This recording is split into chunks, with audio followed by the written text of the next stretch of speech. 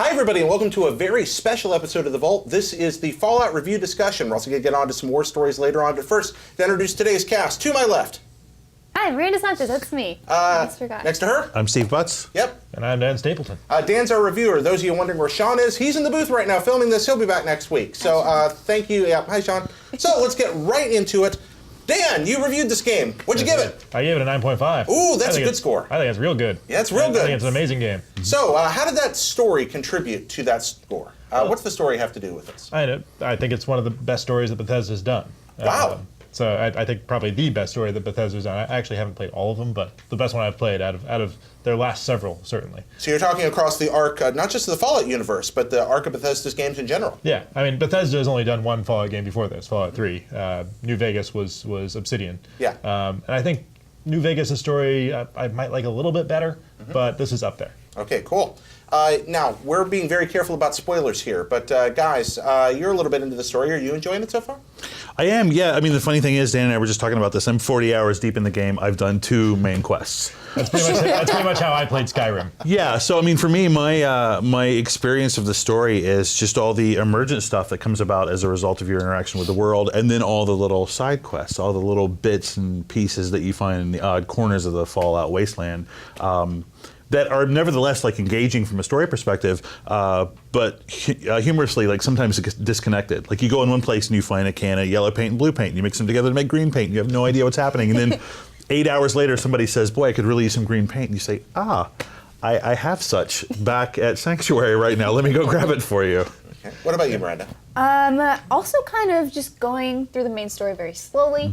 I find it really interesting that as I've done a lot more side quests, those relate to other quests I do later. Like, oh, well, we know you because you did this big thing. I'm like, oh, hello. Oh, yes, that's me. Yeah. And it's kind of cool to see how that impacts maybe what you do and what you don't do. And it's like, if I hadn't done this thing, would they have trusted me more? But none of you have beaten the story besides me. Not even close. Right, and which I think, the story contributes to what makes Fallout great, but the world is the much more interesting part. Yeah. The story is a very small part of it, really, in the grand scheme of things. We know from the beginning, this is no spoiler for anybody in the first few minutes of the game, your son is missing. And that's a matter of some urgency in a human life. If your child disappears, They pretend like it is, but this is one of my issues with the game, and I don't think it's specific to Fallout. I think it's more about the computer RPG genre in general, is that there's no sense of time or the pressure of time. So, yeah, Sean's missing, but let me stop and collect all these ashtrays and clipboards before I go find him. Ooh, mud fruit, Yeah, I found one settlement where they said, hey, there's some raiders right next door that are giving us problems. And then there was another settlement right next to that where a guy said, my father's been kidnapped, and he's all the way over on the other side of the map. And I thought, well, the kidnapping seems a little more urgent, but like the raiders are right there. Why don't I go do that first, and then I'll find your father? And there was never any sense, for me at least, that choosing to delay that second mission would ever come back to bite me. Now, let me ask you this. Fallout 1 had a time limit for story reasons. As a matter of fact, it had 2 time limits, depending on different things that you set off. Would you prefer that you have a big open world with no time limits and have the story abstraction, or would you prefer that pressure that comes with an urgency being pushed in by some kind of outside imposed restriction? I think it makes sense to have like quests expire. Like if you have a call for help from somebody and like, hey, I'm locked up by super mutants and they're probably gonna eat me soon or something. That guy is gonna die soon, so it would make more sense to have that as a limited engagement thing. So they do have, in Fallout 4, they do have one thing that is time limited, and that's the settlement defenses.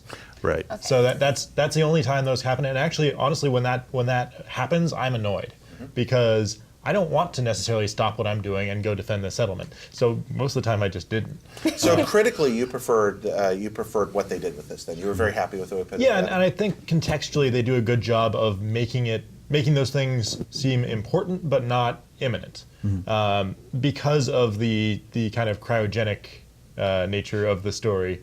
Like you know that some time has passed. Even if it's whether it's hours or whatever, that some time has passed from when Sean was taken.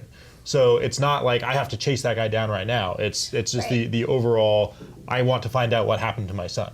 And that makes sense too, because you can't just automatically hunt him down and ask one person, hey, where's this kid? Oh, he's right there. All right, it's not going to be that immediate. Back to the clipboards. Yeah.